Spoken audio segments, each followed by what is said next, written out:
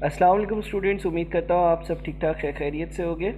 एक और conceptual lecture के साथ मैं हाज़िर हूँ और इस वीडियो में हम जो है वो जो चीज़ डिस्कस करने लगे हैं वो है हमारा वर्किंग कैपिटल।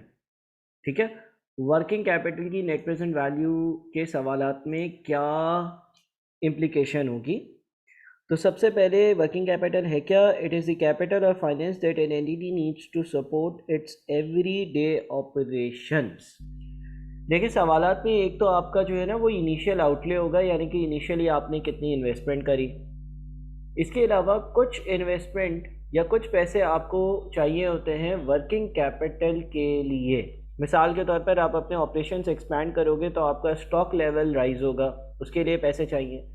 मिसाल के तौर पर अगर आप अपने ऑपरेशंस एक्सपैंड करोगे और क्रेडिट पर सेल्स करोगे तो डेटर्स की वैल्यू इंक्रीज होगी। डेटर्स को उधार देने के लिए पैसे चाहिए, या वो क्योंकि डिलेड पेमेंट करेंगे तो आपके पैसे एक तरह से ब्लॉक हो रहे होंगे, यानी कि आपको कुछ ना कुछ फंड्स की ज़रूरत होगी। So it includes investments in inventory and selling goods on credit या डेटर्स। अच्छा जी, अब हम देखते हैं कि आपके सवालों में वर्किंग कैपिटल की जनरली किस तरह की ट्रीटमेंट आएगी, जो कि कैश फ्लो रेलेवेंट या नेट प्रेजेंट वैल्यू की वर्किंग या आईआरआर वर्किंग रेलेवेंट सवाल होंगे। एक आपके सामने छोटी सी एग्जांपल है। A project is expected to require additional working capital of 10% of the incremental project sales revenue for a given year to be in place at the beginning of each year।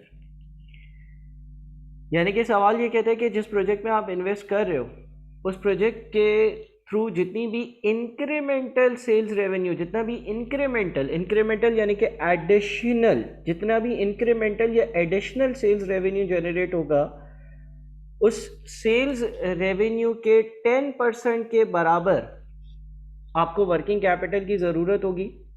यानी कि इतनी investment करनी पड़ेगी, sales increase हो रही है, stock increase हो रहा है, डेटर्स इंक्रीज हो रहा है, उससे पैसे इन्वेस्ट करने के लिए 10% of incremental projected sales revenue आपको वर्किंग कैपिटल की ज़रूरत होगी to be in place at the beginning of each year.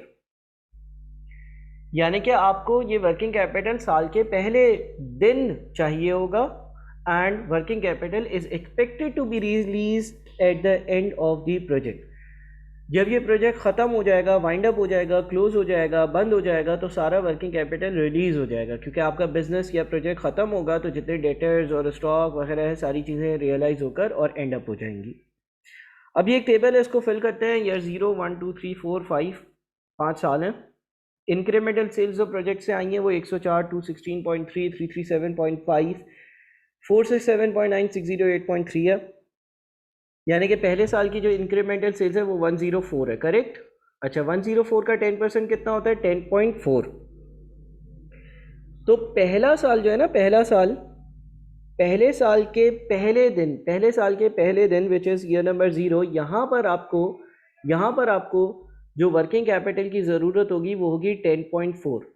अच्छा, पहले तो हर किसी का 10% ले लेते हैं ना। 10.4, 104 का 10% 10.4, उसके बाद 216.3 का 10% 21.6, उसके बाद फिर इसी तरह से 337.5 का 10%, मैं 1 डेसिमल प्लेसेस तक चीज़ें लिखता हूँ तो 33.7, उसके बाद 467.9 का 10% 46.8, एक डेसिमल प्लेस तक लिख रहा हूँ। 608.3 का 10% 60.8।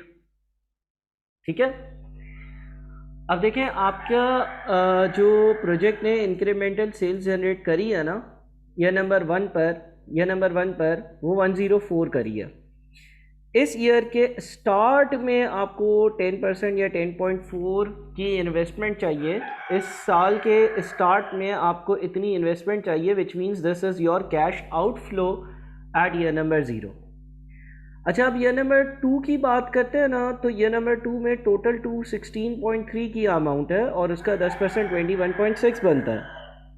बट देखिए एक चीज़ याद रखना कि अगर if you need funds of 21.6 in total, ये टोटल आपको इन्वेस्टमेंट चाहिए थी वर्किंग कैपिटल में, बिकॉज जो आपकी वर्किंग कैपिटल की इन्वेस्टमेंट है वो प्रोजेक्टेड सेल्स रेवेन्यू का 10% है, तो ये टोटल चाहिए था। इसमें से आप 10.4 ऑलरेडी इन्वेस्ट कर चुके हो, ऑलरेडी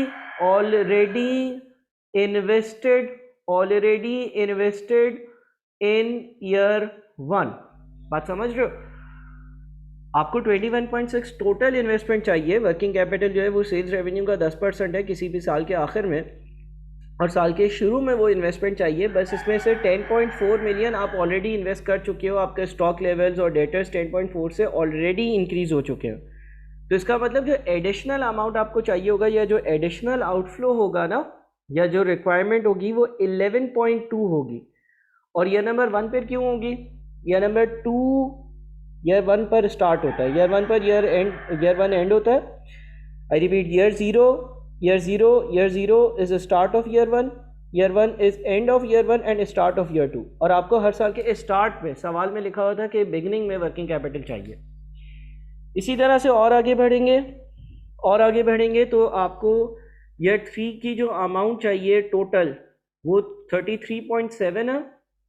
ऑलरेडी इन्वेस्टेड कितनी है? ऑलरेडी इन्वेस्टेड 21.6 है। पहले साल में 10.4 इन्वेस्ट किए वर्किंग कैपिटल में, दूसरे साल 11.2 इन्वेस्ट किए वर्किंग कैपिटल में। वर्किंग कैपिटल का अमाउंट जो है वो आपने एक बार इन्वेस्ट कर दिया, वही रोटेट होता रहता है। अब अगर आपकी सेल्स 337.5 हो रही है, तो आपको जो एडिशनल अमाउंट चाहिए वो 33.7 और 21.6 का डिफरेंस होगा, विच इज़ 12.1। ये 12.1 इज़ दी एक्स्ट्रा अमाउंट। ठीक है, ये 12.1 is the extra amount needed. इसी तरह से उससे अगले साल 46.8 टोटल चाहिए, उसमें से 33.7 हम ऑलरेडी इन्वेस्ट कर चुके हैं। तो जो एडिशनल अमाउंट आपको चाहिए 46.8 और 33.7 के बीच का डिफरेंस, एक मिनट ज़रा मैं डिफरेंस कैलकुलेट भी करता जाऊं, कितना आएगा ये? 12.9, आई गेस 12.9 करेक्ट। ठीक है ना? तो 12.9 फर्दर आपको 12.9 नहीं, 33.7 अगर 33.8 होता तो 13, हाँ 12.9 है ना? अच्छा जी, एनीवेज उसके बाद इसको कैलकुलेट ही कर लेते हैं। कैलकुलेटर एक मिनट मैं निकालता हूँ ताकि सारी अमाउंट्स शुरू से सही हो। अच्छा, पहले तो 10.4 सही था, दूसरा 21.6 माइनस 10.4 यानी कि 11.2 आया, फिर 33.7 माइनस 21.6 12.1 आया, 46.8 माइनस 33.7 13.1 आया। हाँ 13.1 आएगा ना, 13.1 सॉरी 13.1। इसी तरह से फिर आखिरी 60.8 माइनस 46.8 यानी कि 14 फर्दर। ठीक है ना, 14 मज़ीद चाहिए होंगे। अब ईयर नंबर 5 पे प्रोजेक्ट ख़त्म हो गया। ईयर नंबर 5 पर प्रोजेक्ट ख़त्म हो गया, तो जितनी भी आपने इन्वेस्टमेंट करी थी, सवाल ने ये कहा कि जब प्रोजेक्ट ख़त्म होगा तो सारी इन्वेस्टमेंट जो है वो रिलीज़ हो जाएगी, फंड्स रिलीज़ हो जाएंगे। प्रोजेक्ट बंद हो गया तो जितनी भी इन्वेस्टमेंट है वो रिलीज़ हो जाएगी, विच मीन्स के ईयर नंबर 5 के आखिर में 60.8 का कैश इनफ्लो शो करोगे आप। कैश इनफ्लो शो करने का मतलब ये है कि ये पैसे रिलीज़ हो गए और आपके पास वापस आ गए। ठीक है ना? तो इस तरह की कुछ ट्रीटमेंट वर्किंग कैपिटल की आपके नेट प्रेजेंट वैल्यू के सवालात में आ सकती है। ठीक है जनाब, तो अगले सेशन में मज़ीद डिटेल्स के साथ मिलते हैं। अल्लाह हाफ़िज़।